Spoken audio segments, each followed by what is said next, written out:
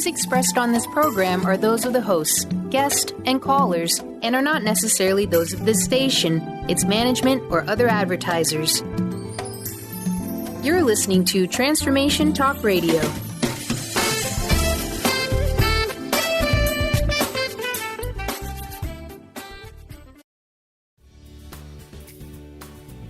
Hi everyone, this is Sherry Clark, and welcome to Courage to be Seen. This show's for anyone who longs to take charge of their life, to create more success, accomplish their dreams, and to live in inspiring ways to be powerfully visible and visibly powerful. I'll be sharing stories with you from my own career and experiences, from leading engineering teams for the last 20 years, and also from interactions I have been blessed to have with people I've met from around the world. I want to give you the tools, techniques, strategies, and inspiration so you can be the best you. You can achieve the success you desire, personally and professionally. Being authentic, confident, and empowered are the keys to success and the life that you want. You can have the courage to be seen.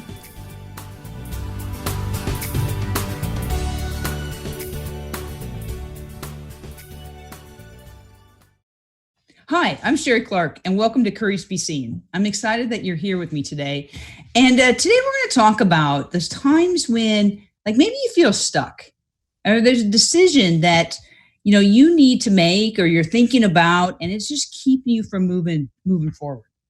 And John Maxwell says, life is a matter of choices. Then every choice you make makes you. So what's keeping you from moving forward right now? Is there something that you've been thinking about that you're trying to figure out that's just stopping you from doing anything? Maybe it's almost like keeping you frozen. And this is just a decision that or a sign that you're having trouble making a decision. But sometimes then you could say once that decision gets made, everything just seems to move forward and it seems so easy. So the real question is, what can we do so we can make those decisions? So we're not just sat spinning and trying to figure out what that decision should be.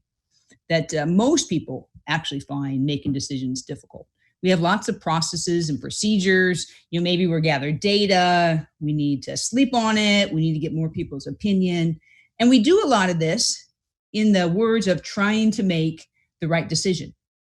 But the reality that most people don't want to hear is many times, as much as we try to make the right decision, you'll never know if you're making the right decision until after you actually make it. And sometimes both decisions or both options could be really good ones, but you'll never really know with most decisions if it was a good one until sometime after, and then it kind of plays out of that decision.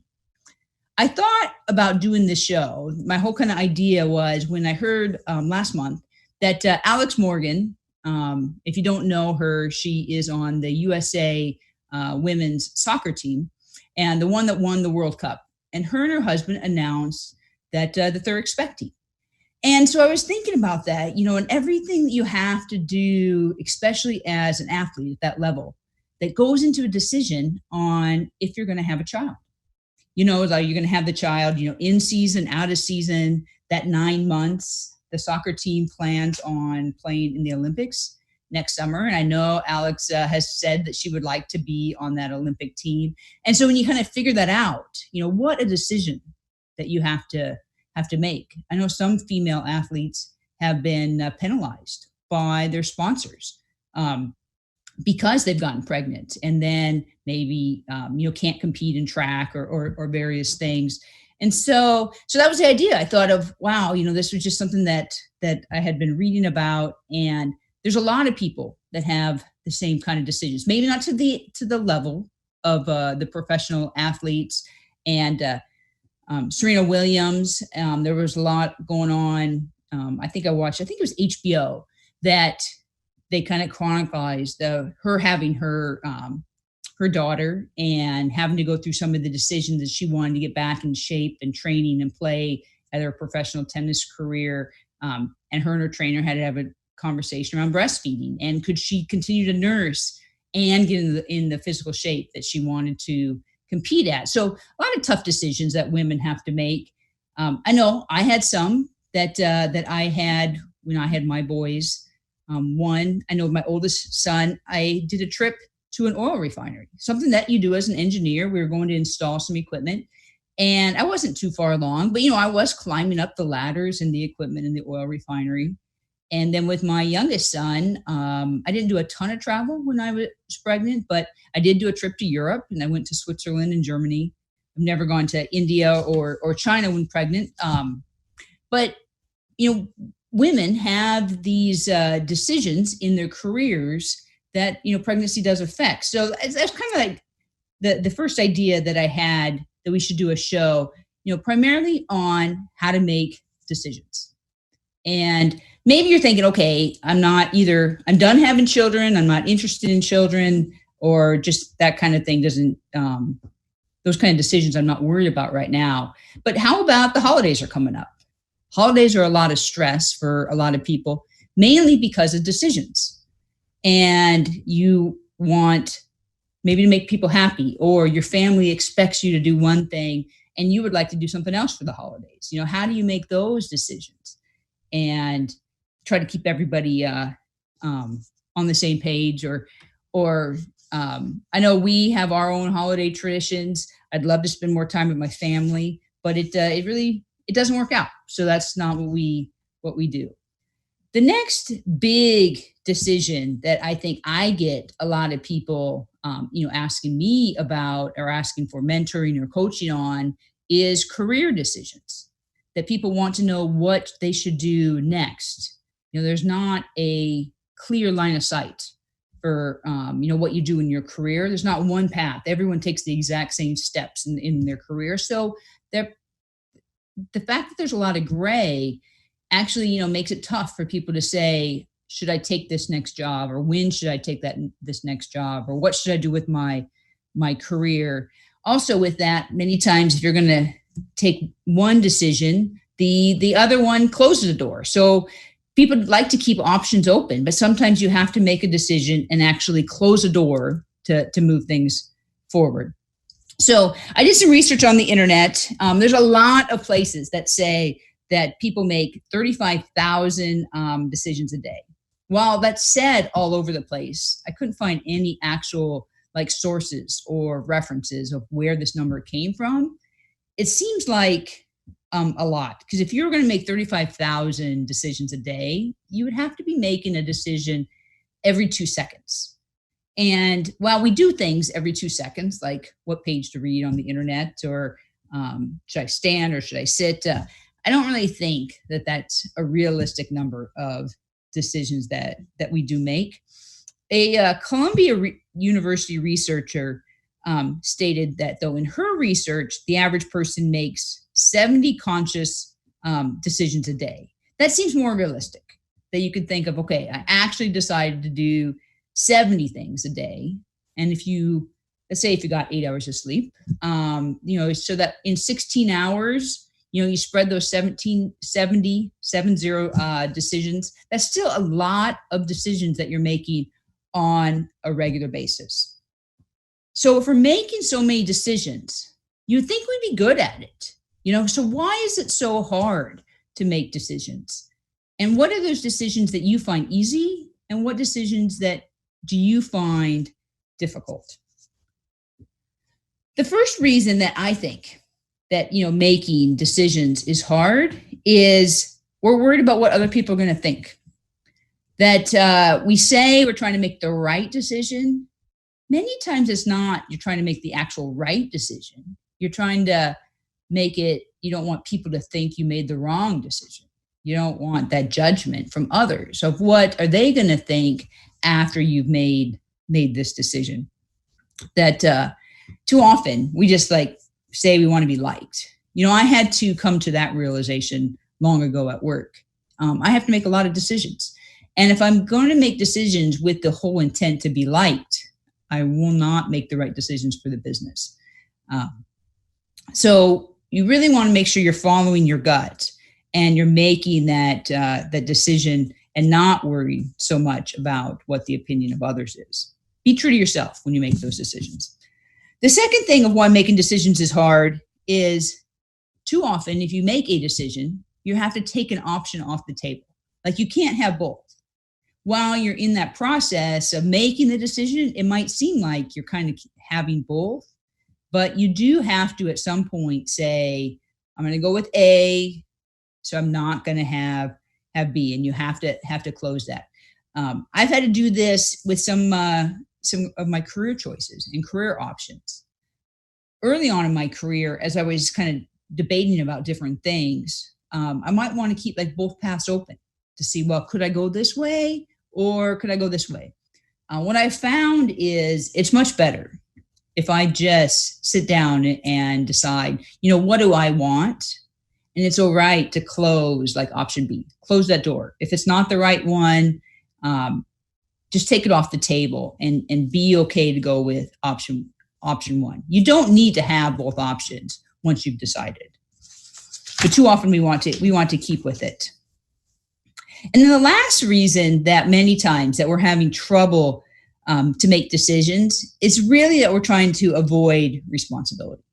Like we don't want to be the one that is responsible if things go wrong. We'd rather someone else makes the decision and then focus on the implementation.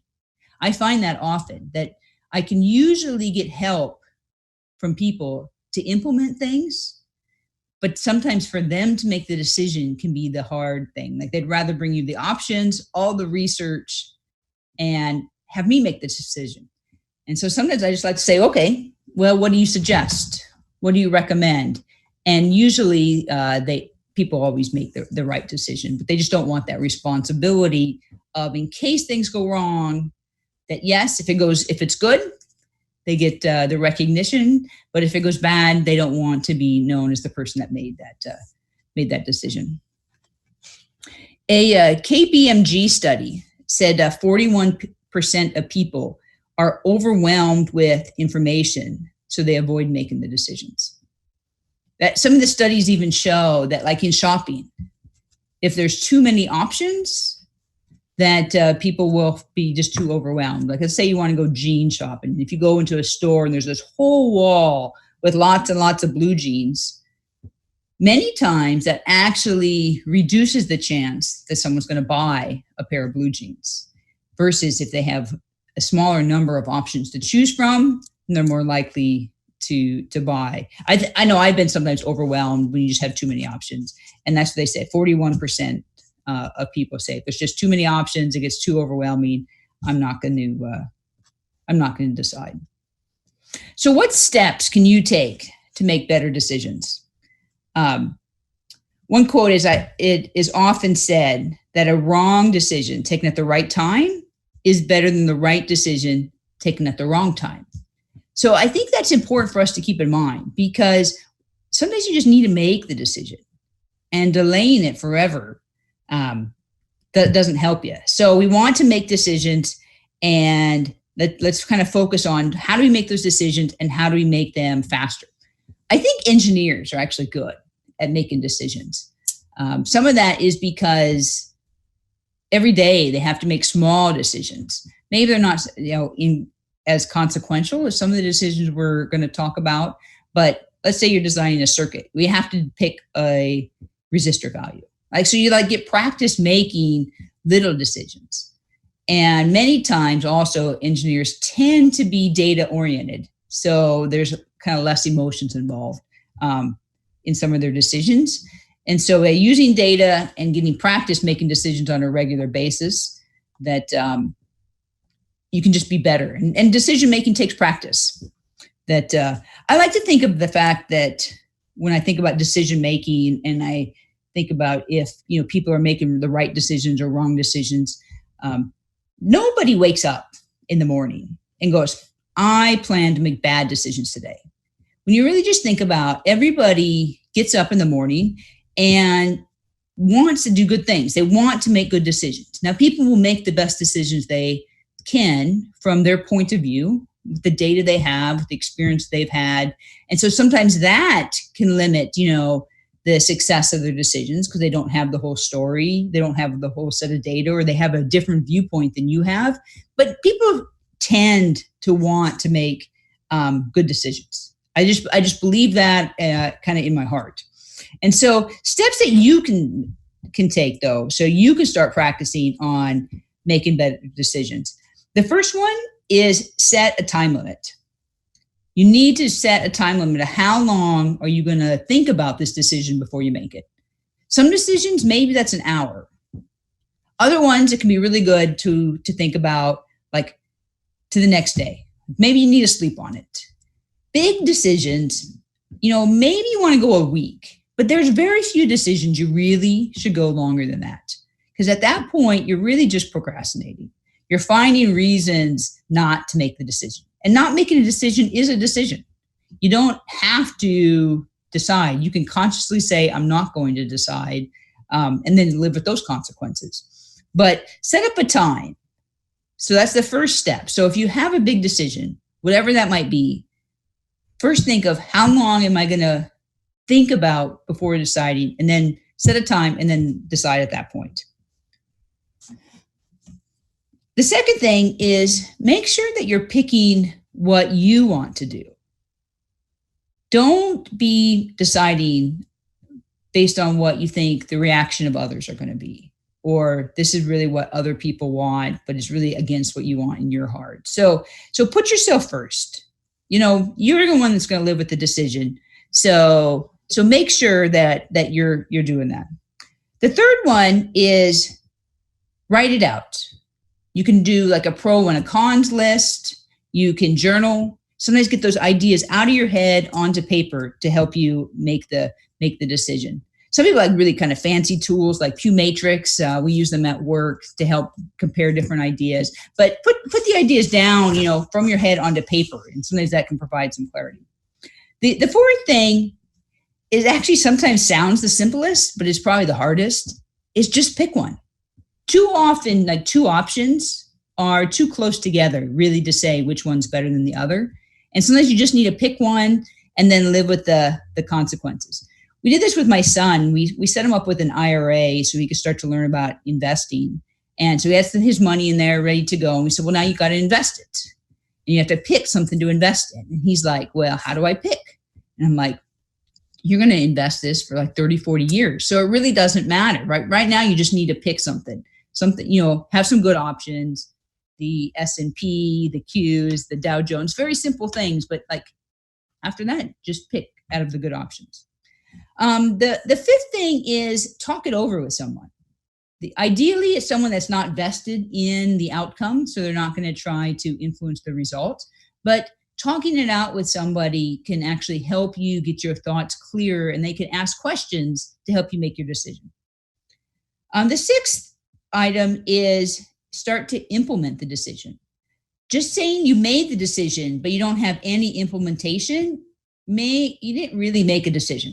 So I like to, when I make a decision, find something I can do right away, something I can do today, some action I can take to start the ball kind of moving, and then put an action plan in place with some deliverables and deadlines. And then you could say you really implemented that decision.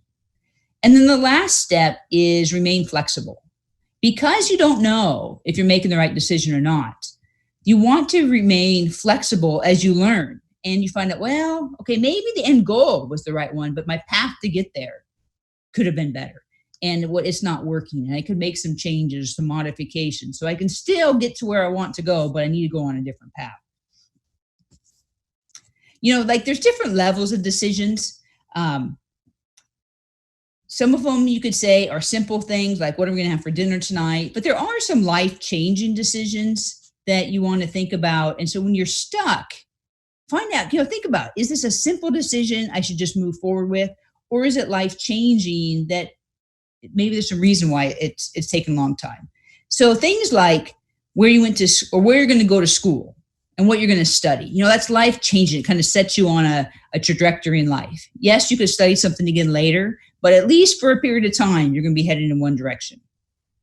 Choosing your partner or who you hang out with, your friends, they will kind of dictate, what direction your life goes. So choose those, wisely as you're making decisions.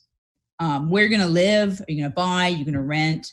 I've lived all over the United States. I've lived in, I think 6 different states. And so we had a wide variety of experiences, and we could talk about, pros and cons of that. But each place we lived, it did dictate parts of our life.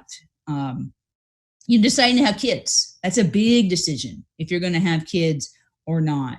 Making a career change, another life-changing decision that you have to make. You could say your lifestyle, eating, exercise, self-care, things that you do and put in your life. And then lastly, I like to think about finances and kind of how you budget and are you saving for retirement? How much credit do you take on? These are things that when you think of, these are how you kind of could change your life in one trajectory or another.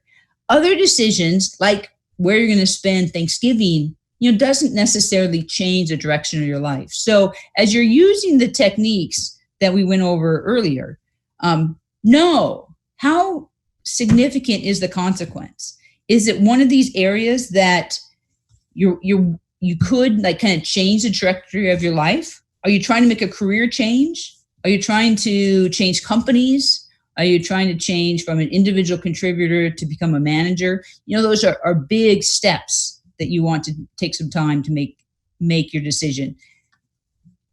But if it's something as simple as what I want to do this weekend, or what hotel I'm going to stay at for the holiday, don't let those decisions that aren't as consequential just drive you crazy. You need to learn how to make those decisions and move on.